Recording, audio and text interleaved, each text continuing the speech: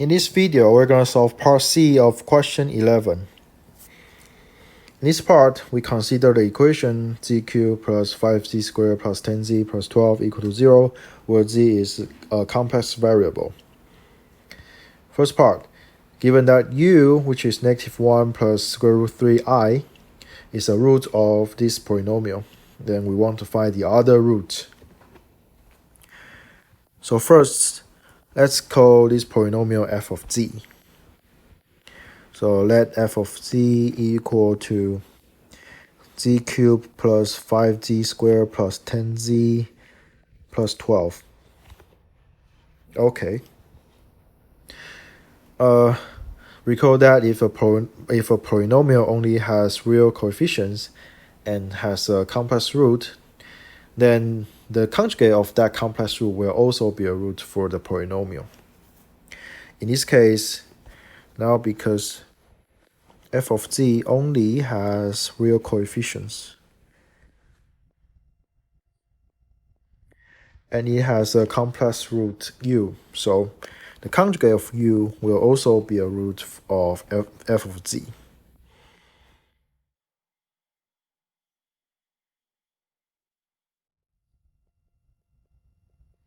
Okay. So now we want to find the third root of f of z. Let's call the third root z0. So let's suppose z0 is the third root of f of z.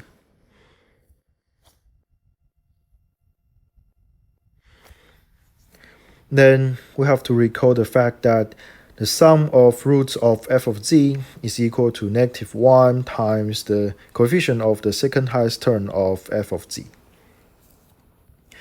So the sum of roots, which is u plus u star plus z0, is equal to -1 times the coefficient of second highest term of f of z, which is 5.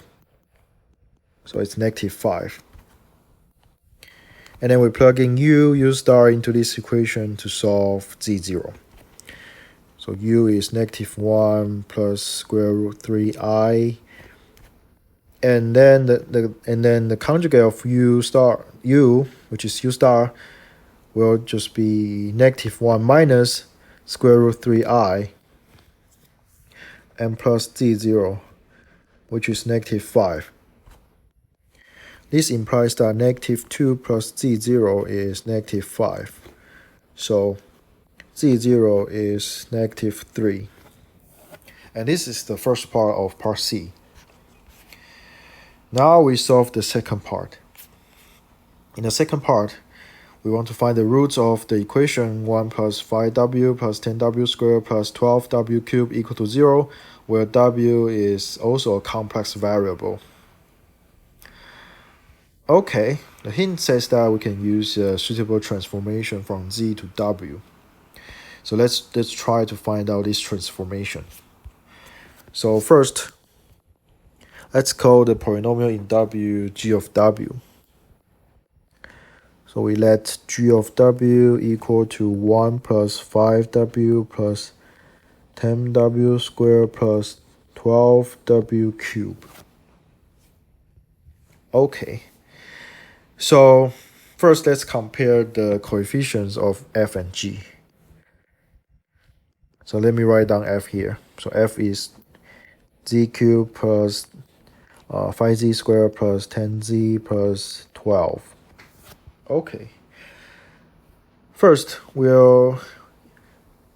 it's not hard to see that the coefficient of highest term of f of z, which is 1, becomes the coefficient of the lowest term of g. And the coefficient of lowest term of f, which is 12, becomes the coefficient of the highest term in g. So the coefficient of g can be obtained from reversing the order of coefficients in f of z.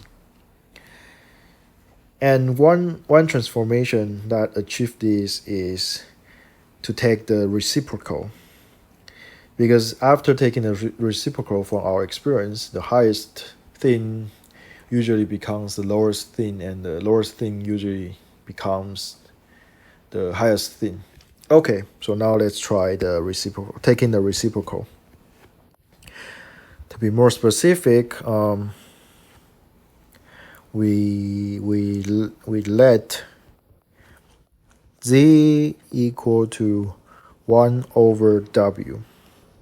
Okay, then f of z will be f of 1 over w, which is 1 over w cubed plus 5 times 1 over w squared plus 10 times 1 over w plus 12. And it is 1 over w cubed plus 5 over w squared plus 10 over w plus 12. To simplify this, we can take w cubed as the common denominator. So this becomes 1 over w cubed plus 5w over w squared plus 10w squared over w cubed. Sorry, the second term should be 5w over w cubed, and the last term should be 12w cubed over w cubed. And it is just 1 plus 5w plus 10w squared plus 12w cubed over w cubed, which is g of w over w cubed. Okay, so now f of 1 over w is just g of w over w cubed. Okay, so it is a quotient of two polynomial functions, and in order for quotient to be 0, it is equivalent that the numerator is 0. Okay, therefore f of z equals to f of 1 over w, which is also equal to g of w over w cubed is 0 if and only if g of w is 0. So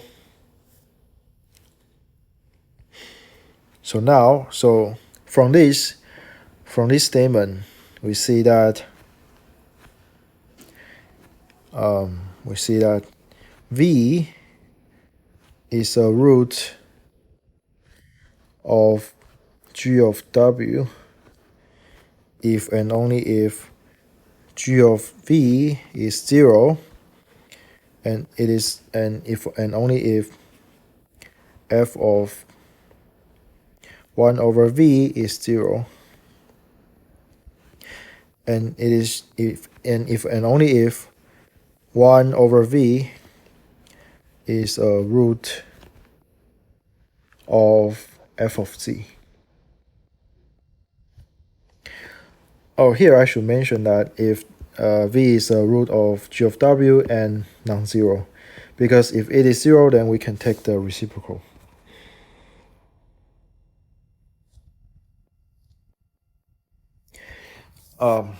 But it is not a big problem. We'll see it later. Okay, so we see that if v is a root of g of w, then 1 over v will be a root of f of z. Okay, so now let's suppose w1, w2, and w3 are roots of g of w. Okay, because the degree of g is 3, so it has exactly 3 roots. So we can assume it is so we can assume they are w1, w2, and w3. Okay, from the statement we had previously, we see that 1 over W1 is a root of f of z. Similarly, 1 over W2, 1 over W3 are also roots for f of z. So let me change these to 1 over Wk is a root of f of z for k equals to 1, 2, or 3. Alright. So this means that 1 over Wk is equal to u or u star or z0 for k equals to 1, 2, or 3. So we can just assign, let's just assign W1 equals to 1 over u, or let's assign 1 over W1 equal to u, 1 over W2 equal to u star, and 1 over W3 equal to z0. This means that W1 is 1 over u, W2 is 1 over u star, and W3 is 1 over z0. So the roots for g of w are u to the minus 1, u star to the negative 1, and z0 to the negative 1. Okay.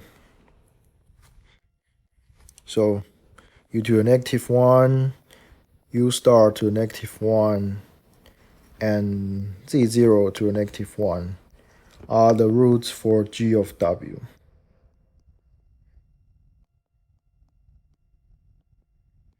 And this is the second part of part C.